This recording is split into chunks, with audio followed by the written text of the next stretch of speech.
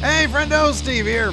And Larson. And welcome back to Going In Raw, the only pro wrestling podcast you need to be listening to right here at youtube.com/Steve and Larson. Available wherever podcasts can be found, and of course, taped live at the Twitch at twitch.tv/Steve and Larson. Of course, this Saturday, it is Saturday, right? May 8th. What? The Backlash. Is that Saturday? No, I think it's the 9th. Oh, is it the 9th? Well, I think it's Sunday. I think Sunday is the 9th. Is Sunday is the 8th. Sunday is the 8th. The entire point is that sometime this weekend, WWE's going to put on a show, and we're going to be watching it right here at the Twitch. Yes, Twitch.tv/Steve and Larson. So that should be a lot of fun. Under Siege happening as well, I guess, on Saturday. Probably not going to be doing a live reaction to that. No, but we'll probably do predictions because I got to defend that this month. That's right. So we have a lot to talk about today. We got Triplemania to talk about. We got Smackdown to talk about. We got Rampage to talk about. I got tickets to LA Fights on May 21st. Oh, wow. And me and the Enforcer are going. Cool. They're in LA. So if any friendos are going to be around in around 3 weeks, a little less than 3 weeks from now, I'm going to be down there for LA Fights. It's the official promotion of twitch.tv/MFSteve here. And that's simply because we did a couple watch-alongs of that over there. So if anybody's in the SoCal area, check out LA Fights. May 21st should be a fun show. You know who's on the card yet? It's like probably Jack Cartwheel, I'd imagine. Wouldn't shock me to see him. Yeah. Maybe. Well, no, I think he's with MLW now. Probably a couple other people. Yeah. All right. From what I understand, that they have wrestlers there. Wrestlers will be on the card. Wrestlers will be on the card. So anyways, but of course, it's Monday. We got plenty of news to talk about. Larson, what's up first? First, of course, as we were wrapping up our Friday show, we kind of did a prologue on the Friday news show to talk about the releases, the NXT releases that happened towards the tail end of recording our Friday show. These releases are reported first by Fightful Sean Ross Sapp. There were 9 NXT talents at the time, including Dakota Kai, Malcolm Bivens, Persia Pirotta, and Harlan. They were all released, and then shortly thereafter, after we had finished the show, Sean reported that Dexter Lumis had also been released. So in the latest episode of Sunday night's main event, Dave Meltzer talked about the releases and speculated that these type of releases may become a more common occurrence. These transcripts come to you from WrestlingNews.co. Quote, I think we're going to be seeing more of this when it comes to NXT. Is people, they are just going to make decisions that they are bringing a lot of new people in. If you don't make progress there, they're going to get rid of you in most cases. There were a few cases where that wasn't the case. That's what it was. And even talking to people who were down there and were around, they're kind of like, well, they weren't making the progress that was hoped for. And they have all these tryouts, and they bring in a whole new group of people, and there's going to be 90-day cycles where they bring in new people and other people are gone. Obviously, Dexter Lumis and Dakota Kai and Malcolm Bivens don't fit that category. Harlan, there are people, because of his size and the fact that he'd been on TV and everything like that, were surprised they took him off TV 2 weeks ago for no reason, and I thought that's never a good sign. Yeah, I mean, a lot of that makes sense, and we're coming to the point with NXT where, people that are from NXT 1.0, like Roderick Strong, he's featured right now in a thing with Diamond Mine. It wouldn't shock me if he ended up being, and this is, entirely if it's something they want from him and if he wants to do it. Mm-hmm. I sent you who. Yeah, I know. I got that. There.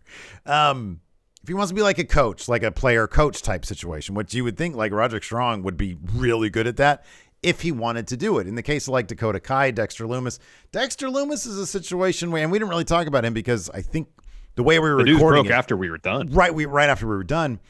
Dexter Lumis has always been a character who I'm shocked they were able to get as many years as they got out of that presentation of his character without trying to add any other layers. They had serial killer, caricature artist, and then romantic interest for him. But like at no point did they try to flesh out any of those gimmicks. Yeah. And so that's not going to fly on like main roster where you got to have something else. I mean, you can't just keep on stumbling into situations where you can tell stories with that. Yeah. Apparently, I think it was Fightful Select reported that both Dakota Kai and Malcolm Bivens had informed WWE that they weren't going to re-sign when their contracts were up. That was an interesting situation with Dakota Kai, because this is one of those situations where it's like, so like according to Meltzer, he had said that she had a couple tryout matches for main roster dark matches, and WWE officials were like, I don't really know what to do with her. We don't really have anything for her. And I don't know if it was like, did that happen first? And then she was like, well, I don't want to just keep on being an NXT with, weird character changes with zero motivation.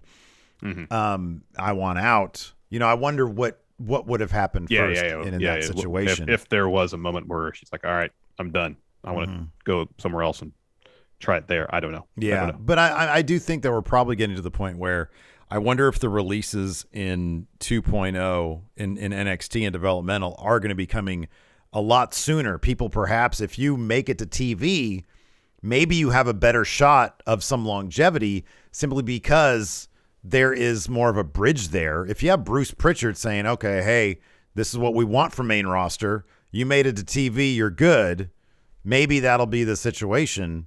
And the people that get released are going to be people who get to a certain point in the performance center, and then it's like, okay, it's not working out, so good luck somewhere else. I don't know. Yeah, who knows? I mean, it's interesting they would have such a short kind of probationary period. If it's like 90 days, or even if it's 6 months, learning how to do the professional wrestling, the sports entertainment, takes years. Mm-hmm. You can get trained up in the basics, I think, in a matter of months, but to kind of really learn the art of storytelling, that takes a while, and I'm guessing at the performance center, they try to coach people up as fast as they can. They got producers that work on these matches to probably help with some of that stuff, but still learning the nuances of performance in ring, that takes a lot of practice, and it takes time. Well, to get to a certain level, but I mean, they want like a base. I don't know. Braun Breaker was less than a year that he was signed, and I know he's in a different. He was guaranteed he was getting tips. From I'm saying some people, like we heard about Kurt Angle, he apparently just took to it right away. Yeah, that's another great example. I mean, they bring in like 13 people out of a tryout or whatever, and maybe one of those people will take to it really quickly. And which is a really low percentage, but if you do enough of those tryouts, you're going to have a bunch of people available that know what they're doing pretty quickly, or at least have a very solid base. It's just interesting. We're seeing sort of the final remnants of NXT 1.0. A lot of those questions that we had, what's going to happen to this person? What's going to be happening to this person? Well, we're kind of coming to the end of figuring all that out, and where all those people are ending up in the scheme of WWE. I don't really know if there's... there's Roderick Strong. Mm-hmm. There is, you gotta figure they got rid of Persia Parada, but they didn't get rid of Indy Hartwell. They probably think, okay, she's got a ton of charisma. She's a really good wrestler. She's young. She's probably going to go a long way. Mm-hmm. But yeah, I don't know. It's kind of interesting how they're doing things now, and if and when that'll change, Yeah. Oh, White Brownie says EO. Yeah. EO. Yeah. Kaylee Ray. Mm-hmm. She was mainly. Well, she kind of came in UK. right as they were making the transition from 1.0 to 2.0. Yeah. So. Oh, that's kind of interesting. Cyber Knight says, you see Roderick Strong being brought up. Oh, he's asking a question. Sorry, I thought this was a. Yeah. I think he was on. Wasn't he on Cody's list when he got released? Roderick Strong one. Oh, was he? That's cool. Yeah. Right. I know Cody made some reference. I think Roderick Strong, went on Twitter and kind of said, hey, let's throw it down. And Cody says, sure, let's do it.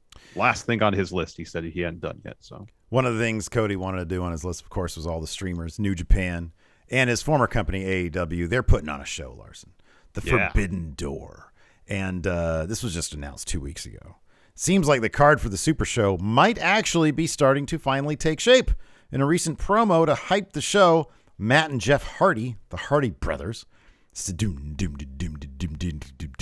you, stated they've never won, and this is factual, I looked it up, the IWGP tag titles, and could be on another expedition of gold. Yeah, of course, we have new tag champs coming out of Wrestling Dontaku. Yeah, easy pickings. That's what their name should be. You got Chase Owens, you got Bad Luck Fale. Their new name is going to be Easy Pickings for those Hardy Boys. Whoever wants them, come get them. It's like the sad last hour of your garage sale. Whoever wants reducing it, come prices just to unload it. Yep. Yeah, his lawnmower don't work, but you could have it. I was trying to sell it for $10, but it's yours if you want it. Just take it away. $1. Yeah, at this point, you got the few last things. You just put it out in front yard with a sign that says free. Free. Yep. So, anyways, speaking of people, we at the top of our list of dream matches for any number of people. Oh yeah. In AEW, Kazuchika Okada, the current IWGP World Heavyweight Champion. He stated that he's under the assumption that he's going to be on the card. These transcripts come to you via Wrestling Inc. He says, well, of course. I don't know what shape that event will take, but the fact that we're having this combined event at all means I should absolutely be a part of it. There wouldn't be much point in having a super show like that if I'm not there. They definitely have world-class talent. But no matter how many great wrestlers they may have, I'm sure there are a lot of people who have never heard of them. And it goes both ways. There are AEW fans who only watch AEW and will be seeing Kazuchika Okada for the first time. But whatever happens, I'm fully confident those people will be leaving. Why did you just do that? Sorry. Those people will be leaving knowing how good I am. Larson's dicking with the notes while I'm trying to read them, man. What are you doing to me? It's Monday. He says, no matter who it might be, I think that a lot of people will get fired up. Draw on that energy. Sorry, Steve, I didn't mean to mess you up. Stop writing in the notes. The Rainmaker continues. There'll be fans. Oh, my God. All right, go ahead. Sorry. The Rainmaker continues. There will be fans counting the days, not sleeping the night before, and that's great. But anything more specific, I can't really say at this point, which begs the question, Larson. Who might Okada be facing? During an interview with Sports Illustrated's Justin Barrasso, Okada was asked about previous comments he had made about wanting to wrestle Phil Brooks. Who? CM Punk. And Bryan Danielson. To which he responded, Forbidden Door with AEW has just been announced, and all the fans are predicting various matches. I believe the day will come when I wrestle CM Punk and Bryan Danielson. That's what you do. You have Jay White beat Okada for the title at Dominion coming up in June, and then a matter of a couple weeks later or so, Forbidden Door, give us Okada versus Bryan Danielson. You don't have the title of the picture, so you don't. Then it'll be a genuine surprise who wins that match, or Phil for that matter, either. Although I feel like if it's Phil Okada, it's more likely Okada wins. I think that it's regardless, it's Okada, because I think New Japan right now they're doing and Punk and Bryan will be Punk. It's after Double or Nothing, so that's fine. I get the feeling I was when I saw that it was Naito facing Okada a month ago or whatever. When I saw it was Naito facing Okada, I was like, oh, are they going to? I wonder if they're doing a Roman Reigns thing with Okada right now. If they're just lining up opponent after opponent after opponent to sort of reestablish him as 2017 guy again here in 2022. And Jay White's another one of those guys lining him up. And he's going to beat him. And then, I don't know who's going to be. Maybe, honestly, it should be Zack Sabre Jr. That'd be rad. But yeah, no, I don't know. Honestly, as much as we've talked about Danielson versus Zack Sabre Jr., how cool that would be, man, I don't know. At this point, I'm really feeling, they're like the two best wrestlers on the planet, right? Okada and Danielson. God, just give us that to start. And apparently LA Park. Oh, well, yeah, there's that too. We'll especially get to that in a little bit. Yeah, we'll get to that in a little bit.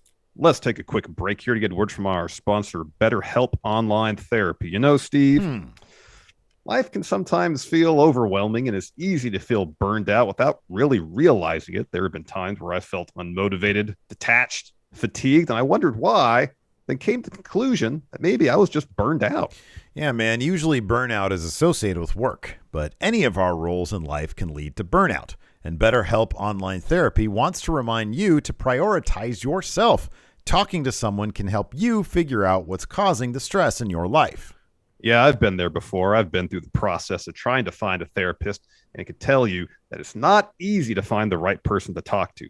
But BetterHelp is customized online therapy that offers video, phone, and even live chat sessions with your therapist, so you don't have to see anyone on camera if you don't want to.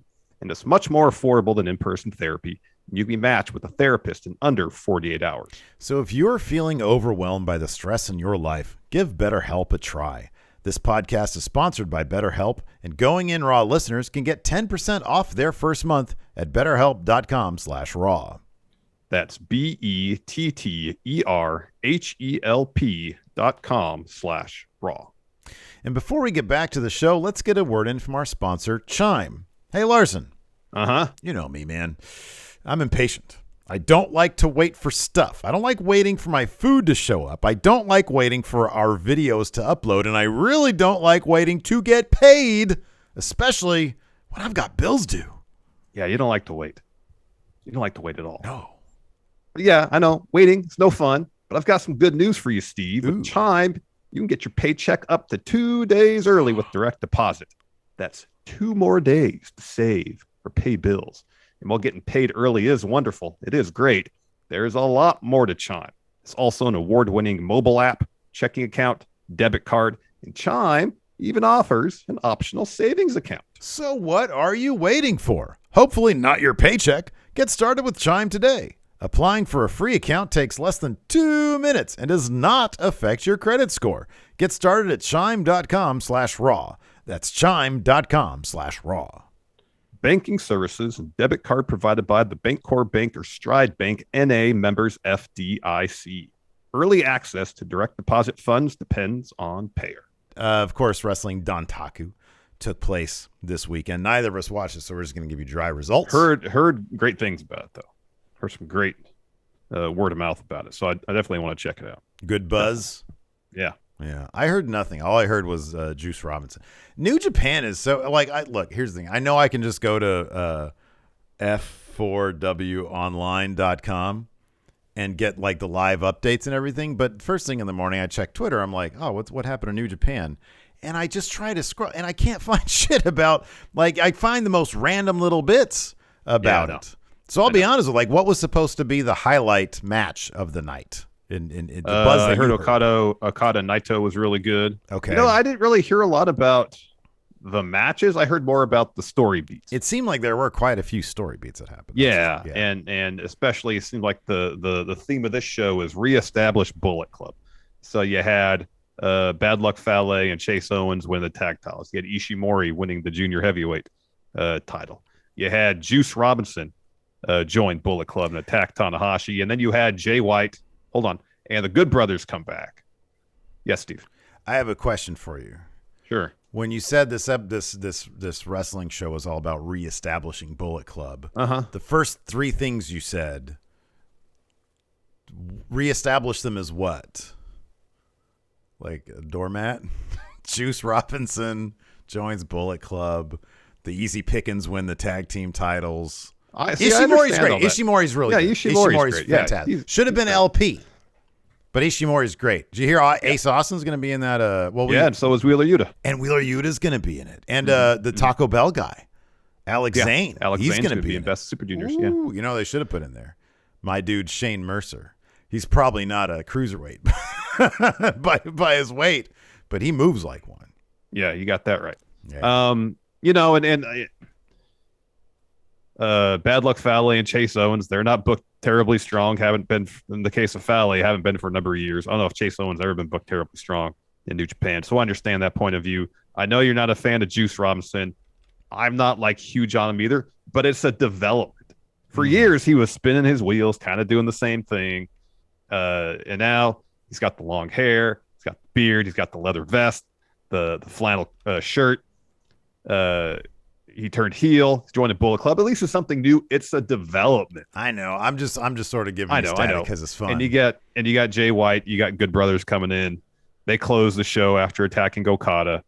House of Torture's not in the ring though, so I don't know if we're going to get some beef between House of Torture and the rest of Bullet Club. See, that would have been the thing. Is like if House of Torture had a major development, then I'd be like, oh yeah, Bullet Club back, baby. They did. Evil lost his never opened weight. Tama Tonga is the new champ. Oh, well, that makes sense. Yeah, that's cool. Yeah, no, that's fine. That's all good stuff. But I do kind of feel like, you know, those the Bad Luck. Who did they beat? Who was the tag champions for them? It was Jeff Cobb and Great O'Khan. They just won those things. I know it was a triple threat. I don't know who took the pin, but it was in Hiroki Goto and Yoshihashi were also in the match.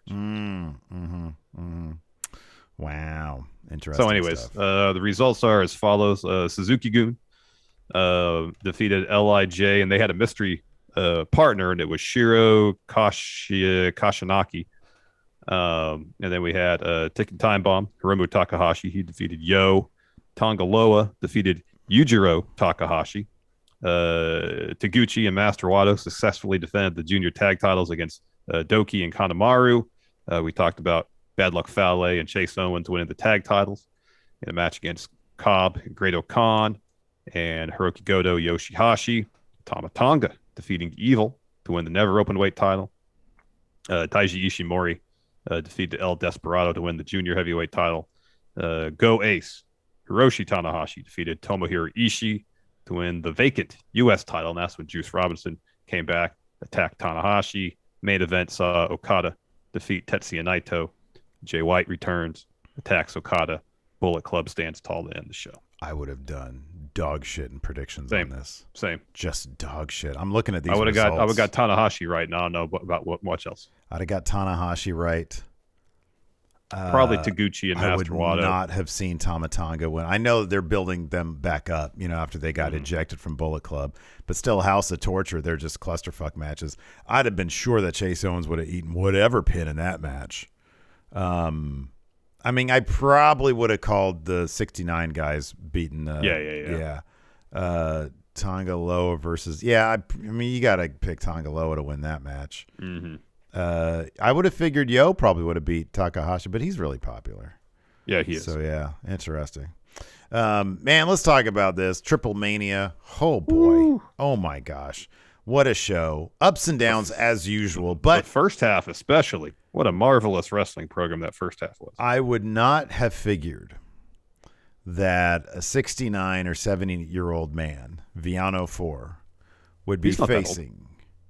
Oh, that was Kanik. Kanik was 69 or 70. Yeah. Viano 4, I think, was like 56 or 57. Something like that. Yeah. I think it was 56. And he's like 55 and LA Park is 56 or something like that. I think LA Park's barely. So, yeah, they're both upper mid-50s.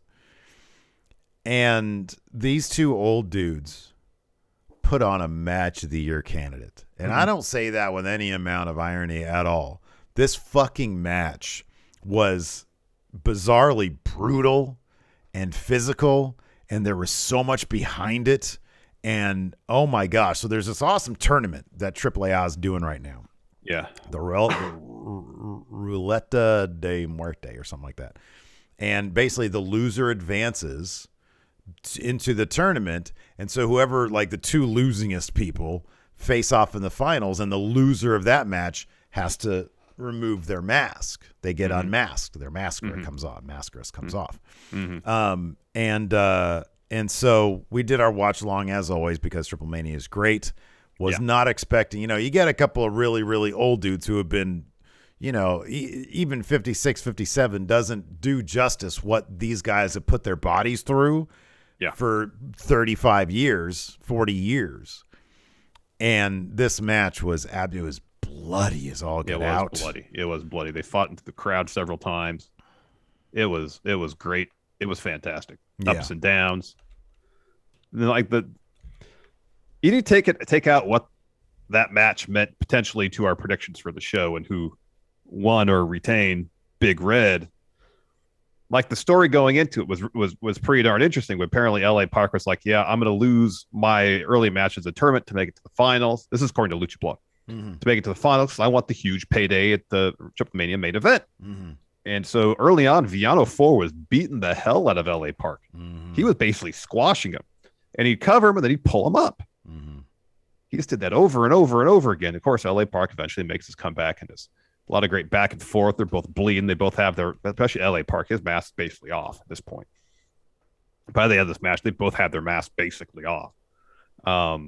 And even down towards the end, even after Viano, mask barely hanging on, blood pouring down his face, he gets pinning opportunities, and he'll get a 2 count and pull up LA Park. And at the end, it cost him. Yeah.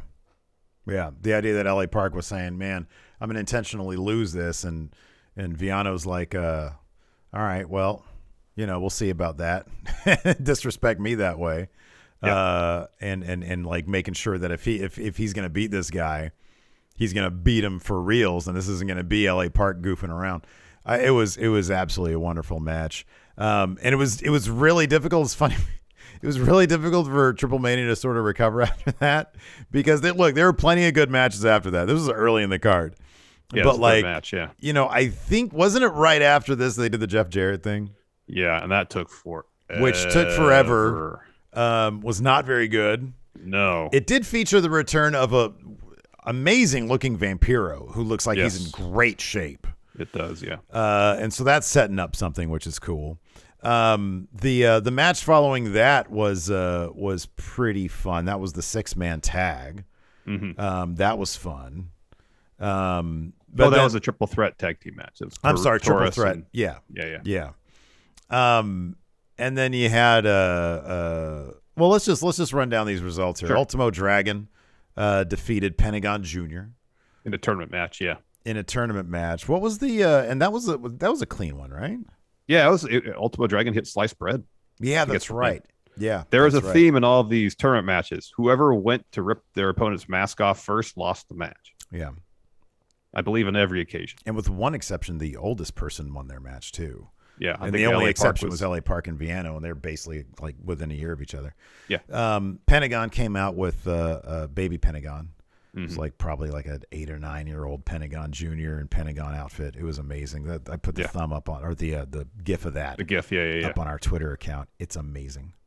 But no, Ultimo Dragon was moving really good. Obviously he's still active these days. Oh yeah. But he was moving great. Yeah, he doesn't look like he'd lost a step at all. Honestly, like it was sort of Viano 4 and Rayo de Jalisco Jr.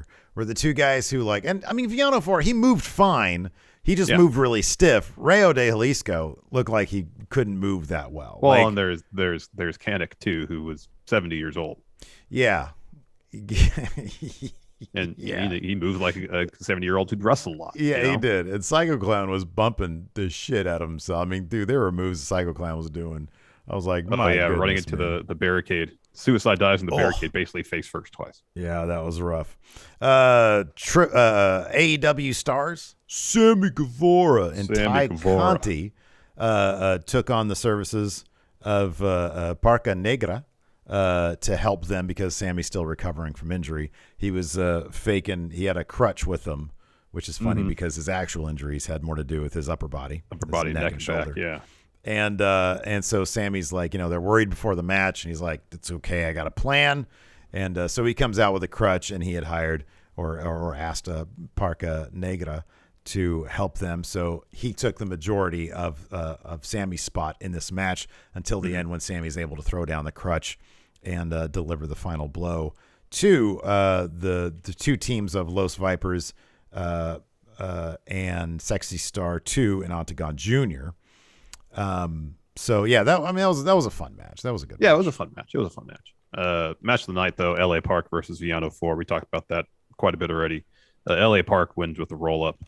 Just fantastic bout. Go out of your way to check it out. Mm-hmm. Yeah, absolutely. After that, we had Tarus and John Morrison, Johnny Superstar, defeating. This was kind of surprising. I figure Dragonland Dralistico. Yeah, I thought so too. We're gonna take that one. Laredo Kid and Jack Cartwheel, who was Laredo's Kid's mystery partner. That was cool to see Jack Cartwheel, LA Fight's own Jack Cartwheel, in this match. But Tarus and Johnny Superstar took the win in this triple threat tag match. Yeah. Then we got Rayo de Jalisco Jr. taking on Blue Demon Jr. Of course, their fathers wrestled in a mask versus mask match. Blue Demon Sr. took Rayo de Jalisco Sr.'s mask. It happened in Monterey as well, where this match happened on Saturday. Made all the sense in the world that Rayo de Jalisco would win this. We saw the return of Cien Caras. I guess in theory, to cost Rayo de Jalisco the match. Instead, he fought all of Cien Caras' guys off. Yeah. And end up beating Blue Demon Jr. We saw the hammer. We saw Blue Demon Jr.'s hammer was not used in the bout, though. No, the ref maybe they're drew saving the line that. there. Maybe they're saving that for the Psycho Clown match. I don't know. Oh, that could be. We had the team of Pagano, Bandito, and Taya This Valkyrie. match was an absolute disaster. Yeah, this was one of those where it was just a mess. You had to sort of like in the end, the ref just sort of decided. It did. Like, so okay. It started raining this match too, so the ring and the ramp were all wet. Yeah, and it wasn't like the performances were bad. It's just like it was just all over the place, and the finish was just completely arbiary. Seemingly. It was. Yeah. So basically, what happens is the heel team, I believe it's Cybernetic. No, it's on. I can't remember if it's Cybernetic or Andrade. Anyways, they got a fire extinguisher out from under the ring. Mm-hmm. Cybernetico definitely was the one that was shooting heel ref with it. Mm-hmm. And heel ref was basically like, all right, I've had enough being shot with a fire extinguisher. You lose. Wasn't it Octagon Jr. bringing the fire extinguisher down or no? No, it was Latigo. Latigo. Yeah. That's right. That's who brought it down to begin with. Yeah, he brought it down. And then, they just kept on hitting. They just kept on spraying like you said, the heel ref with fire extinguisher stuff. And he went down and he just raised the opponent, the Pagano's hand. He was just taking a really nasty bump through a table on the floor. Oh, that was an ugly bump. Yeah. We had the 70-year-old Elkanik versus Psycho Clown. And at the end here, Dr. Wagner Jr. in alliance with Andrade. He forms one. Mm-hmm, yeah. Ensures Psycho Clown takes the loss here. So he moves on in the tournament. And then, after the match, they make it official. Dr. Wagner Jr. offers Andrade a buttoned-up baseball jersey. Mm-hmm. And is like, here, join me, man. And Andrade's like, I don't do what you say, but I also really don't like clowns. And I kind of want to, make sure this clown doesn't do what he wants around here. So, I'm going to join you, I guess. No. Yeah, Dr. Wagner Jr. has massive beef with Psycho Clown because Psycho Clown cost him his mask a few years back. Exactly, yeah. So that's long-term booking. Who needs titles when you have that kind of stuff, man? Exactly. There's all these stories going on. It's great. Main event saw the Young Bucks defeat Hijo del Vikingo and Phoenix. The Vikingo and Phoenix weren't exactly working that well together. At one point, I think Phoenix super kicked Vikingo. Maybe the other way around. This finish of this match went a little off. Young Bucks hit a Belster driver, and Vikingo heel ref was counting the pinfall and just stopped it right before 3, and then started the count over for Young Bucks get the win. And Matt Jackson was trying to cover it up by saying, count again, keep counting, to really emphasize, hey, we really beat this guy. And then afterwards, we had the Young Bucks, Sammy and Ty and John Morrison come to the ring to start beating up Vikingo and Phoenix. Penta comes down to make the save. Yeah. Let's talk for a second about Vikingo and Phoenix's time ship, because they showed up in like the craziest, like 3-wheeled Tron-looking car I've ever seen. This was amazing. Else. I'm assuming they borrowed it from Aerostar, who is in fact a time traveler. Yeah, that would make the most sense. Let's talk about AEW Rampage. I think it was a fun show. I watched it this morning. Some good matches. Yeah, this was good. There was some good stuff. It was a fun show. We had some story development. Kicked off with Darby Allin versus Swerve Scott. This delivered as you would expect. At one point towards the end, this was crazy. So Swerve suplexes Darby out of the ring. So Swerve's on the apron. Man, that spot was gnarly. Suplexes Darby out of the ring to the floor. So Swerve puts Darby back in the ring, and then Ricky Starks starts making his way down from commentary to ringside. Sting comes over, intercepts him at the ramp. But that's enough of a distraction for Swerve that he turns around, gives Darby time to recover from that suplex spot. Darby locks on Last Supper to get the pinfall victory on Swerve. Yeah. So really Darby good match moves on to the Owen tournament. Yeah. And Swerve's beef with Ricky Starks and Team Taz continues. Hopefully Swerve starts picking up some wins. I'm sure. Is he on like Darker Elevation or something picking up wins? Because on TV, he really doesn't. He hasn't been doing that very often. I don't know. After that, we had a Shawn Spears promo. Once again, he teases Wardlow's next opponent. He believes that the tease last week on Dynamite wasn't enough, but like we all kind of figured it out. He says, your opponent, I'll give you some more hints. He says he's got a lot of PP. That means pinnacle potential, which you had, Wardlow, but now you're all by yourself.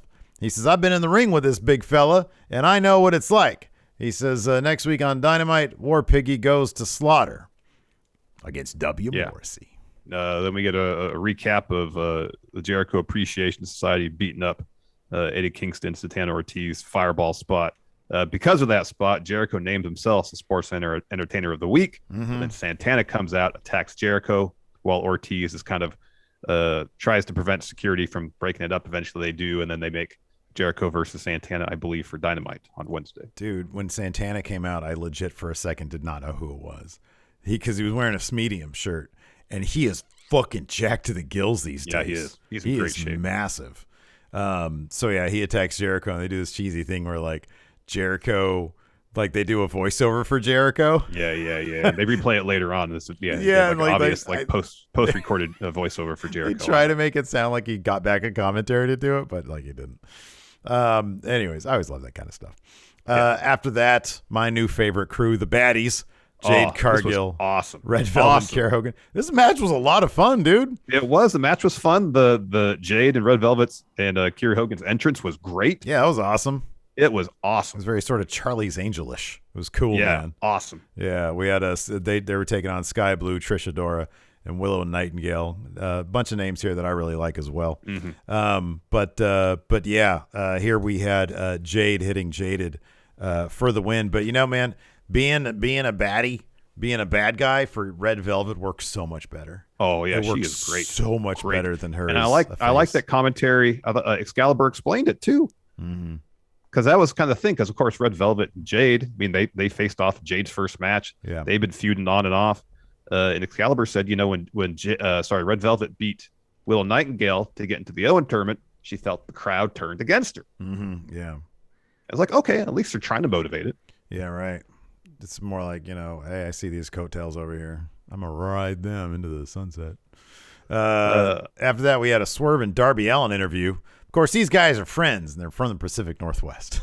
Yeah, they definitely hammered that home. So Darby's like, he feels pretty bad. He's like, hey, man, that's not how I wanted things to go. He's like, if you want another 5 minutes, let's go another 5 minutes. He's like, hey, listen, pal. He's like, I know that wasn't your doing. He says, I know you'd never do anything like that. He said, but listen, I'm rooting for you to win the tournament. I'm going to go, but evidently this stuff with Starks and Team Taz still not over. I'm going to call my guy, the Limitless Keith Lee, to get the job done against Team Taz. Darby's like, okay, cool, man. You do you know. Yeah, I'm around if you need me. Exactly. Speaking of which, next Keith Lee versus Colton Gunn. I guess Colton hadn't lost at 101 competition, so they made this a little competitive. Anyways, Keith Lee won. Yeah. Big Bang Catastrophe to get the win. Yeah. After that, we had a Hardy's interview. Jeff, of course, he's going to be in. He's got the qualifier, right, for the Owen tournament Bob coming Fish. up on Dynamite. Yeah, that's Bob right. Fish. Bob Fish. So Jeff says, "Man, we love and miss Owen. He's an honor to get into this tournament. It's an honor to step into the solo dimension for the first time in AEW." He said, "When I beat Bobby Fish, imagine the possibilities." He says, "Talk about dream matches, me versus Darby Allin." Yeah, and then Matt says, or it could be you versus Samoa Joe. He's defending the Ring of Honor TV title. Adam Cole and Kyle O'Reilly have both qualified for this tournament, but there's no chance Bob Fish will, because he's not beating Jeff on Dynamite. And then we get the Undisputed Elite's response. Very early on, the Young Bucks proclaim, we're all on the same page. So I think it was Nick that was doing Jeff Hardy's dance too. So Cole says, Jeff, what you just said there, it made no sense, because when Bob Fish beats you, 3 members of Undisputed Elite will be represented in the Owen tournament. Then we can guarantee that one of us will win. And then Bob Fish says, Jeff Hardy's, get it? Yeah. Days are numbered. And he's about to do the Undisputed, but he says that's Elite. You can't do that. You can't. There's a line that you really can't cross. Yeah, they push the line a little bit, but there's one they can't cross. Yeah, they have a whole shirt where they're pushing the line on that one. Yeah, no. After that, we had the Danhausen hook face-to-face. This is pretty fun. So he comes out, and he's Danhausen like, comes out first. Sorry. Danhausen comes out first. He's like, "Hello, I'm Danhausen. Yes, very nice, very evil." He said, "I'm here to decimate Hook." He says, "I've been menacing about for too long without repercussions." And he says, "Without further ado, send Hook." So Hook comes to the ring, gets all in Danhausen's face. He says, "Oh no, maybe we can do this another time," because he's intimidated. And Hook says, "No, we're doing it right now." And then Mark Sterling comes out. He's like, "Hold on, wait." He says, "You guys want to see them fight?" And the fan's like, "Yeah, of course. Of course, that's why we're here." And then Tony Nese attacks him from behind. And then Sterling tries to hold up Hook, but he gets tossed. Nese charges. Hook grabs him. Nese pokes him in the eyes. Hook hits him with a suplex. Anyways, though, they tumble out of the ring. And then Danhausen curses Nese and Sterling. Fans chant, Hookhausen. They want to see this team. And then Danhausen pats Hook on the chest, offers his hand. And then Hook just shoves Danhausen by the lapel out of his face. And then he leaves the ring. So this team is totally happening. Yep, seems that way. So then we had a Austin and Colton Gunn interview. So Lexi asked Colton, how are you feeling after your first pinfall singles loss? And Austin says it's Colton's first one-on-one match. Oh, sorry, his first one-on-one match in AEW. And he went toe-to-toe with Keith Lee. If anything, it proves that they can do any kind of match, singles match, tag match, trios match. He goes on and on. Acclaim stepped in. Mm-hmm. And Caster says, hey, when we all team up, we never lose. And Bowen says that's because everyone loves the Acclaimed and everyone loves the Ass Boys and Gun Club. They give him some crap. He's like, okay, sorry, Gun Club. And he says, do you want a scissor with the Acclaim? They're all doing the thing. Yeah. And then both Austin and Colton's like, we need to go talk to our dad. Yeah, one of them said, yeah, we need to talk to Daddy. Yeah. He said Daddy. That popped me big on that one. Yeah, we need to go talk to Dad. It was Austin. So we need to talk to Daddy. After that, we had a Mercedes Martinez video package. Of course, that Ring of Honor Championship match is going down this Wednesday on Dynamite. Yeah, that'll be great.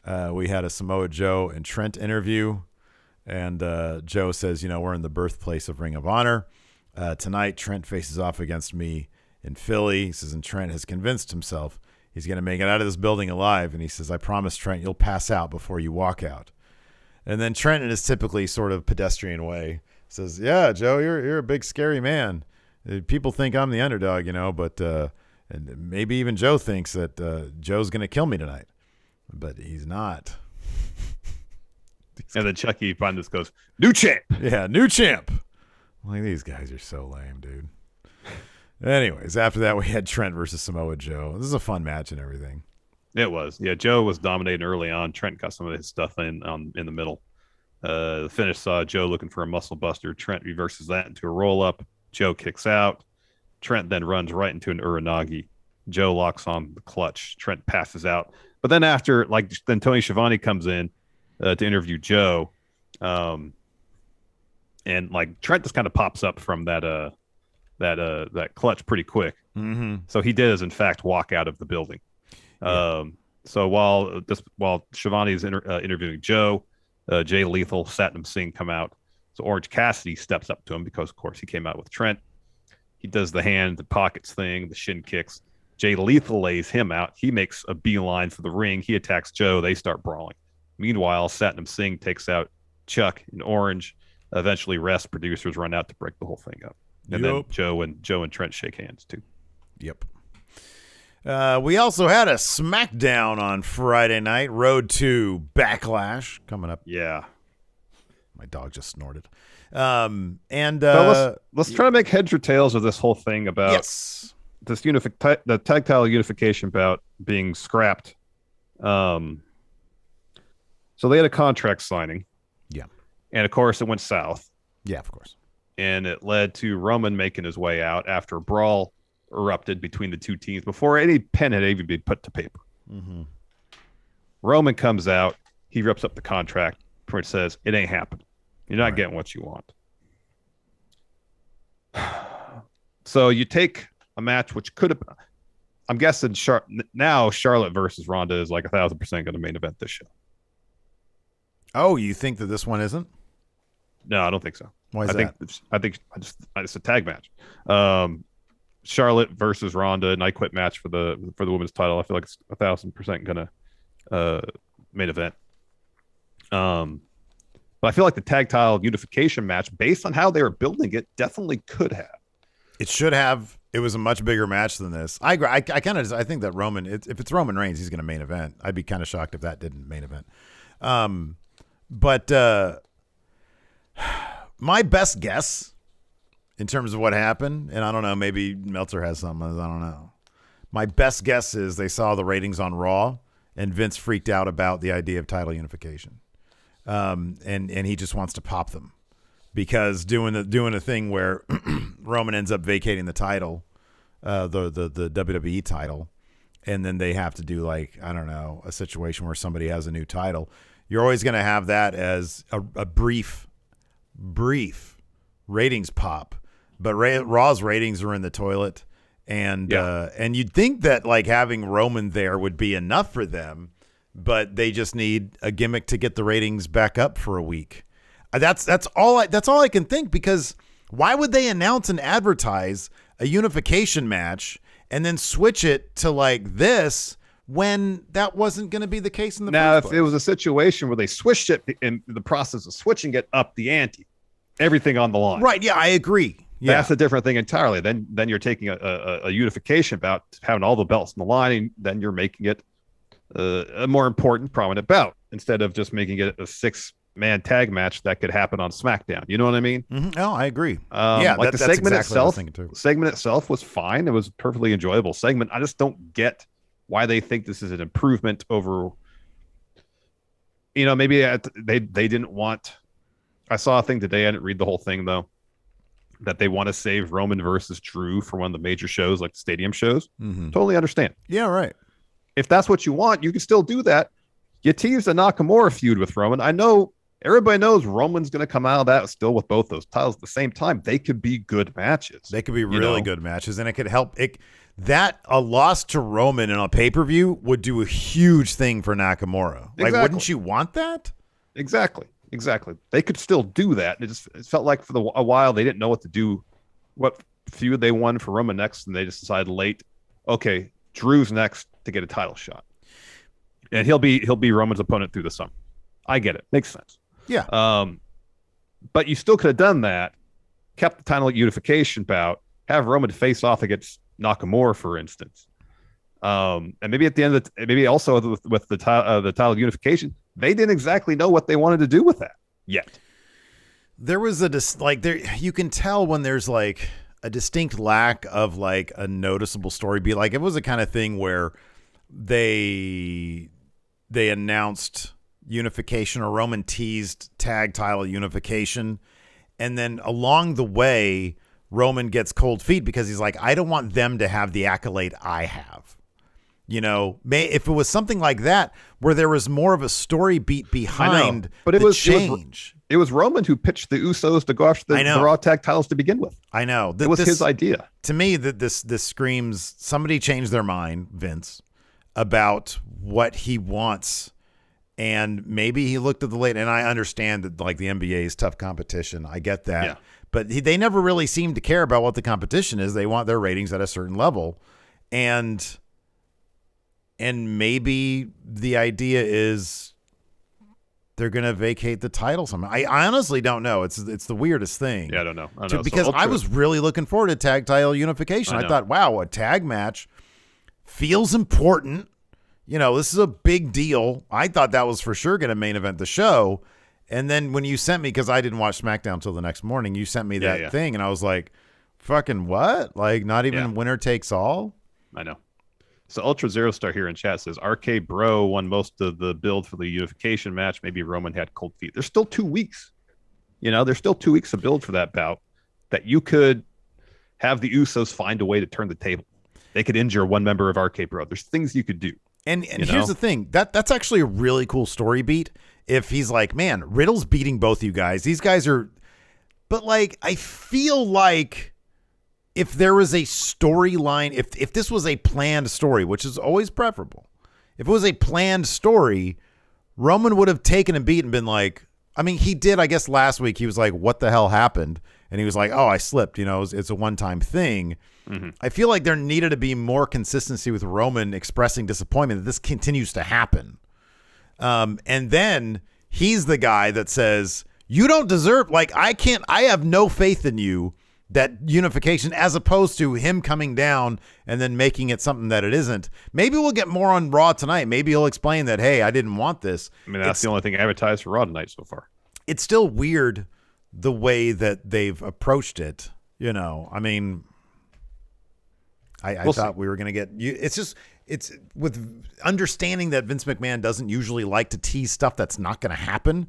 That's sort of what it comes down to, is like Vince doesn't even like people feuding on Twitter if there's not a match that's going to happen because of it.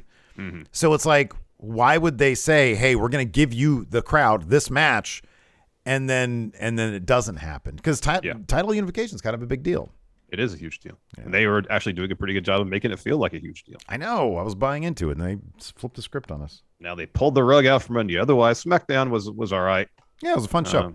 I liked a lot about it, to be honest with you. I liked the Charlotte Ronda beat the clock stuff. They brought Drew McIntyre, this poor bastard, with the his timekeeping, which of course is an important part of the beat the Drew clock. Gulak. Yeah, Drew Gulak. I always like when you can build via wrestling as opposed to build via talking. Exactly. And I really like that, the whole crux of this is who can tap who out. It's an I Quit match. And so they do a beat who can, beat their opponent, in faster. I thought this was challenge is one of the best stipulations. It is. I thought this was a really, really clever way to do that. I thought the cage match was a lot of fun. I'm looking at the rest of the card here. Like the contract signing segment was solid. Yeah, that was fine. We got the kind of goofy thing where I even like this. We had a Xavier Woods beating Ridge Holland with the backwoods. And then Sheamus, sometimes they do the goofy thing where they'll have a singles match and they'll turn into a tag match. Well, I like this because it's like Sheamus gets pissed off at Ridge Holland for taking the backwoods. And he's like, I'm going to show you how it's done. And what do we get? A different wrestling match. Yeah. I like that because you're advancing a story via wrestling. Exactly. Let's get into it. Opened up with the cage match between Drew McIntyre and Sami Zayn. Fun bout. Drew's dominating early till Sami hits a sunset flip powerbomb off the top. He actually ends up hitting Drew with a haluva kick against the cage. Rather than pin him, go out the door, tries to climb. It's happened a couple times where he has the advantage, tries to climb out, and Drew would just grab him by the hair and bring him back in.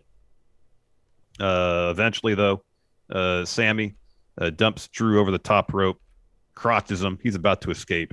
Again, Drew manages to bring him back in to over the side of the cage by his hair, superplexes him back in the ring, and then hits a Claymore to get the win. Yep.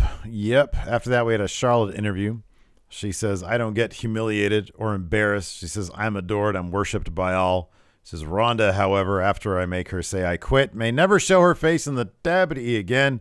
And all that starts tonight when I beat her in a Beat the Clock challenge. She says she may even quit before Backlash. Wow.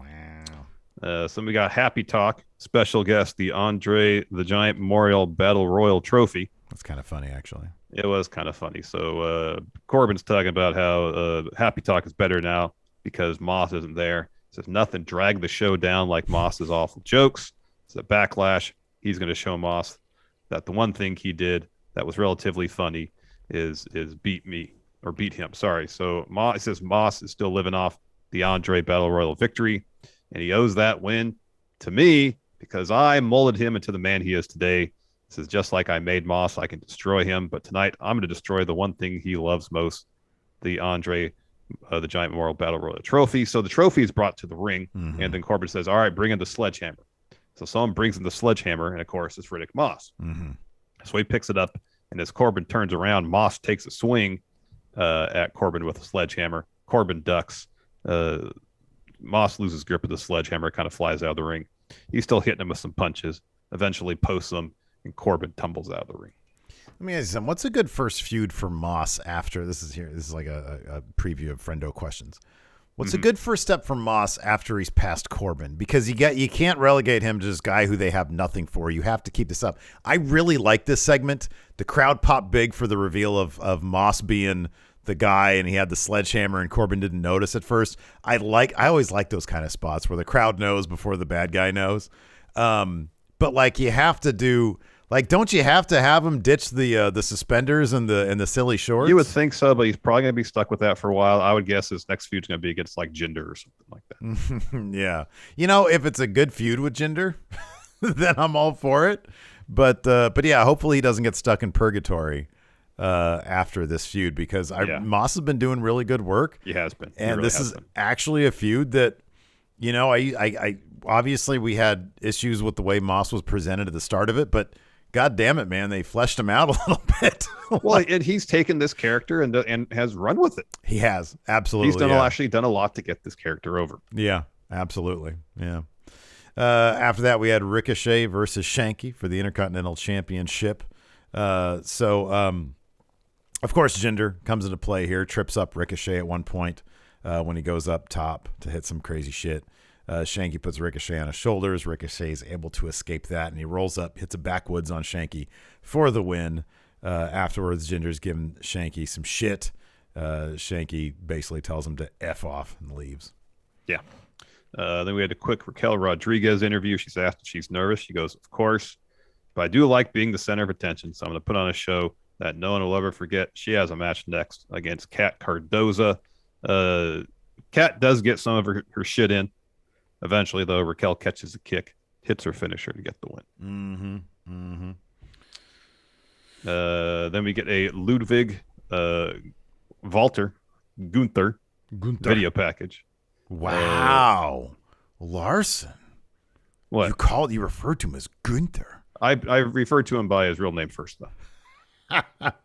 Softening up your stance. So then Marcel Bartel says that Walter is the epitome of greatness, and then Walter says respect will be taken by the ring general. Ring general. Yeah, I love the way Walter he does like the affirmative nod when he's speaking. Respect will be taken by the ring general. Anyways, after that we had RK Bro Usos contract signing. Pierce, of course, hosting the signing. Jimmy says, we've got nothing to prove to Pierce, nothing to prove to RK Bro. Jay says, everybody knows RK Bro are the twos because we're the ones. He says, soon we're going to have all the gold. And Jimmy says, we're going to need a bigger luggage after Backlash. And RK Bro is going to be doing a whole lot of acknowledging. Yeah. Riddle says, bro, I can't even tell you guys apart. He says, maybe you guys can get some name tags. And Pierce says, I'll take it under advisement. And Orton said, no. He's like, you know what? They've been here a long time, and I've never had a problem telling them apart. He's like, Jay, you're the right-hand man. And Jay's like, yeah, man, I am. He says, Jimmy, you're nothing but a little bitch. And Jimmy gets fucking pissed. A big brawl breaks out, of course. Yeah. RK Bro gets the upper hand here. Roman comes to ringside. RK Bro is focused on him, so the Usos are able to lay them out. Hit Orton with a super kick. Riddle gets a 1D. Roman gets in the ring, holds up the contract, rips it. No more title unification. Shoves it in Riddle's mouth, pummels him with punches. Drew McIntyre comes out. Roman sends the Usos to take him out. Drew is able to fend them off. He gets in the ring. They throw hands, and Drew hits Roman with a belly-to-belly. And Roman rolls out of the ring. Yep. Then afterwards, we have Adam Pearce and Paul Heyman backstage. He says, hey, Adam Pearce, I don't know if you noticed, but Roman, he's not happy this evening. And you want to have a good relationship with Roman Reigns, yeah? So there's going to be a change to the title unification bout. Imagine this. RK Bro and Drew McIntyre versus the Usos and Roman Reigns. And Pearce says, it's title unification match. You just can't change it to a 6-man tag match. And Heyman goes, I admire a man who will stick by his principles at the expense of his own career. Says he's going to file a complaint. And that's what's going to cause Adam Pearce to make the match. Or sorry, he's going to file a complaint if you don't change the match. And then he says, you can make that match. And you will. And you will. And then they did because it's on Twitter. Yes. And they announced it during the show. 10 minutes later or something like that. Yeah. After that, we had Naomi versus Shayna Baszler. Happy Drew Gulak. Trying out a different profession this time. Timekeeper. Pat McAfee endlessly giving Drew Gulak shit is my favorite thing. Oh, it's great. He's like alternately like running him down and praising him. It's hilarious. It's so good. So anyways, let's see here. Naomi gets the win over Shayna with Shayna's one weakness, the backwoods. Yeah, rolled up. Gets the roll up backwoods for that. Afterwards, Natalya comes in, attacks Naomi. Sasha makes a save, knees Natalya to the floor. Sasha looks for a sliding drop kick. Natalya catches it, slams Sasha's knee on the apron, locks on a sharpshooter, and then makes Sasha watch as Shayna stomps on Naomi's arm. That's probably going to be where all my confidence points lay. Oh, yeah. Be a lot of confidence points on Sasha and Naomi retaining those tag titles. Yeah. So this next bit was silly. So, of course, Sheamus, Ridge, they've lost Butch. And so there's a bunch of bad photoshops of Butch being at all sorts of places all over the world. They show this little montage of it. And yeah, it's pretty ridiculous. After that, it's pretty funny though. After that, we have Sheamus. He walks up to Ridge and says, "Hey, we got to find Butch." He's like, I don't know what else to do, so I got all these posters made and I put them up everywhere so people will be able to find him. He lists off all the places that you put him. He says, "Ridge, how about you? What have you done?" And Ridge says, "I put posters up," and he names the same exact places that Sheamus named. And then Sheamus gets upset, and then Ridge talks about putting Big E out of action. Says won't be back for a long time. And after that is when RK Bro and Drew versus Bloodline is made official. Yeah. After that, we had Ridge Holland versus Xavier Woods. We had a New Day promo. Kofi says, once there was 3, now there's only 2. Where's Butch? He says, the New Day have been able to keep it together since 2014, and 3 of us, and the 3 of you guys can't keep it together for a month and a half? Woods tells Sheamus, you've had a lot of partners in crime. Calls him WWE's resident thought. He's been in the League of Nations, tagged with Cesaro. He said, now you're with Ridge. He says, I'm going to destroy Ridge tonight. Woods gets that win, counters a powerbomb attempt with the backwoods for the win. Sheamus gets on the mic. He says, Ridge, I'm tired of this. I'm done playing games. I'm going to show you how it's done. Hey, Kofi, it's going to be you and I now. So Sheamus and Kofi have that match next. Yep. And then Sheamus. So Kofi jumps off the top rope. Sheamus hits him with the jumping knee, follows the bro kick to get the win. Then Ridge lays out Woods from behind. Sheamus pulls a table from under the ring. They set it up, and Ridge powerbombs Xavier Woods through it. Yep. After that, we had yet another Lacey Evans promo, talking about getting kicked out of the house at 17. Just more misery. These are good. These are really good. I just hope we don't end up in. I texted you this. Would if we end up in Veer territory where it's like just 6 months of miserable promos talking about then they had me in a storyline with Ric Flair. Like she's talking about the misery of being in WWE. It's like, I don't think I'm better than them, but they're not better than me either. So hopefully we'll see where this is heading. I don't know how much more misery she has in her life, but yeah, I don't know. Then we got our 2 Beat the Clock challenge matches. First, Ronda Rousey versus Shotzi. So early on, Shotzi's just trying to run the clock out. She runs around the ring a bit, tries to kill some time. Eventually, Ronda kicks her in the head, trips her up on the apron, and then that leads to Ronda putting on an ankle lock and winning at 1 minute and 41 seconds. So then Charlotte gets to the ring and tells Ronda, "Hey, congratulations on the win, but go ahead and do your victory lap because that'll be your last win for a long time." And then she calls out Aaliyah, and that's next, Charlotte versus Aaliyah. Yep. And let's see here. So Aaliyah ends up missing a crossbody off the top. Charlotte hits that big boot, tries for a figure 8, but she's kind of like preening a little bit, and Aaliyah's able to boot her out of the ring. Charlotte gets back in, and time's ticking down here. Puts on the figure 8. She locks it in.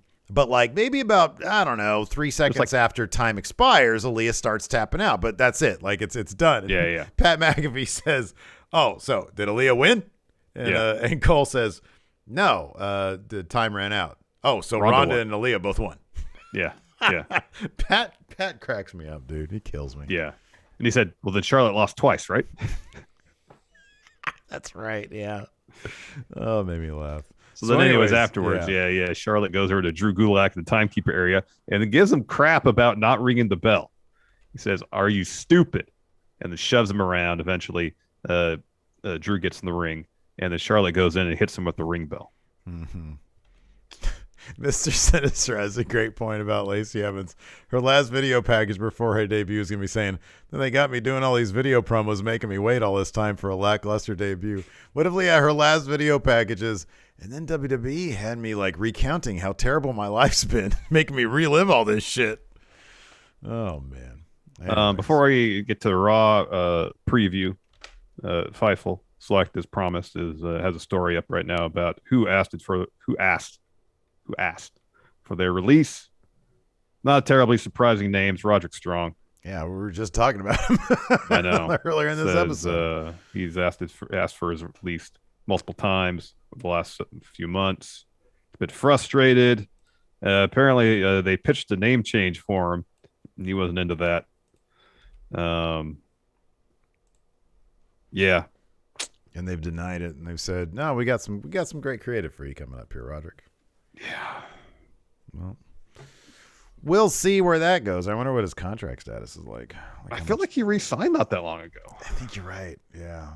That's what my guts tell me, but also my memory is garbage. Raw preview that says here on WWE.com, Bloodline look to take over Monday Night Raw tonight. Right on. That's cool. That'll get ratings up. Let's go ahead and answer a couple of questions. I have a question thread here on the Twitter. Twitter.com. No, it's just Twitter at Real Going in Raw. I mean, you can go to I suppose you can go to Twitter.com. That does still work. That still works.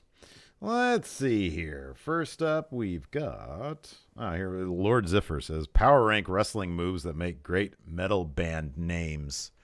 Powerbomb. Yeah, Powerbomb's up there. Powerbomb's good. Code Red. I'll be honest with you. Like most wrestling moves have great metal band names. They do. Even DDT is a great name. You know? It is. Hunin Kunrana. It's not quite as good a metal band. But Poison Rana. Poison Rana is a great name. Yeah, that's good. Yeah. Tilt-a-whirl backbreaker. There we go. Gut Wrench. Yeah, Gut Wrench is a good one. You're coming up with all the good ones. Tombstone, End of Days, Spanish Fly, Viking Experience, Sharpshooter. God, these are all good. They're all good. Jason Lewis says power rank wrestlers from Friendo Unified Championship universe that would work best in AAA. Each give one. Who from Steve W would work great in AAA? I'm trying to think of my latest excursion and my latest adventures in fantasy booking. NXT Steve. I mean, Lunk Nugget, to be honest with you. He'd be a great trios with Chessman and Pagano. Not Fisherman? I think Fisherman would work. I miss Chessman. Why has he not been on I don't know. Triplemanias? I'll have to watch Lucha Blog's Twitch of course, streams. From Fun Wrestling, you can have Top Notch in there. You can have Captain Fun Wrestling. I think there's a lot of fun wrestling superstars that would work in AAA really well. Let's see here. That's a lot. Rich, Dirty Rich says, take one wrestler from WWE, AEW, AAA, and New Japan and make a fatal four-way. Let's do all mid-card wrestlers, though. I'll do Ticking Time Bomb, Darby Allin, Akira Tozawa, and I'm missing somebody from AAA. Mid-card? I guess probably Phoenix. Okay. Who wins? Oh, Phoenix. Okay. I'll do Chessman. Oh, perfect. Sting.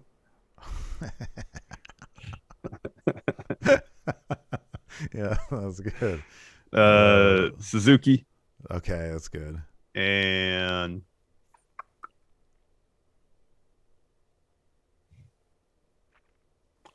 who's good from WWE? These are all like older. Put Randy Orton in there. Sure. That'd be Randall rad. Keith Orton. That'd be rad. Suzuki wins. Oh, chess man. Let's see here. Anthony Tobias, what are Wheeler Yuta's chances to make it to the finals of the Best of the Super Juniors? I'd be pretty surprised. I think he'll have a strong showing, but I don't think he'll make it to the finals. Yeah, I agree with that.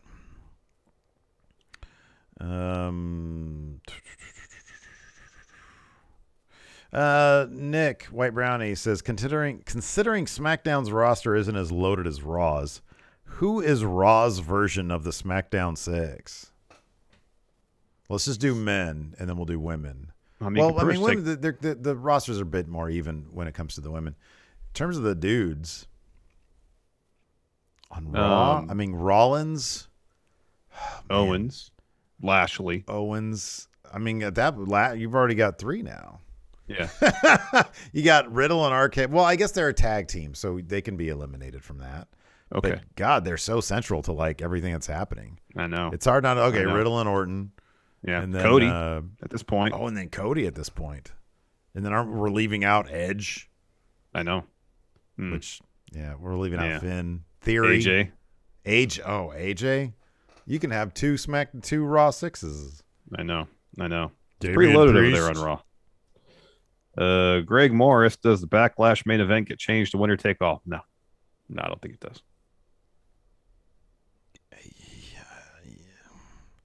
I mean, why wouldn't you though? Well, I guess if they just don't want title unification for the tag titles. I think they're just trying to prolong this feud. I think that's what it is. They're waiting to have the unification bout, not at Backlash, but at Money in the Bank or something like that. Oh, you think that's the case? Could be. They want it on a bigger stage. That could be. Could be. But then you got Backlash. You got Hell in the Cell in June, and then you got Money in the Bank at the very beginning of July. So yeah. Let's see.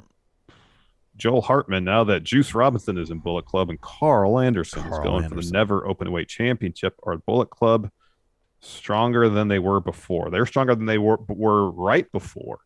Still not to the point of their peak. Right before, yeah. They're still, in my eyes, they're still bottom rung Bullet Club.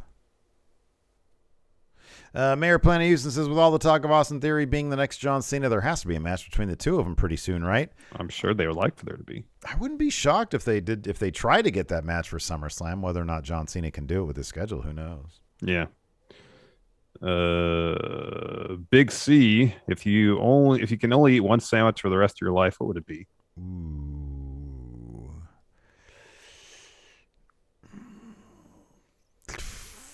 Something with a lot of cheese in it. Or maybe a BLT. BLTs are so good. BLTs are very good. I had one of those for lunch yesterday. Oh, lucky. Gotta find a good BLT around here. It's like it'd be some sort of, one sandwich for the rest of my life.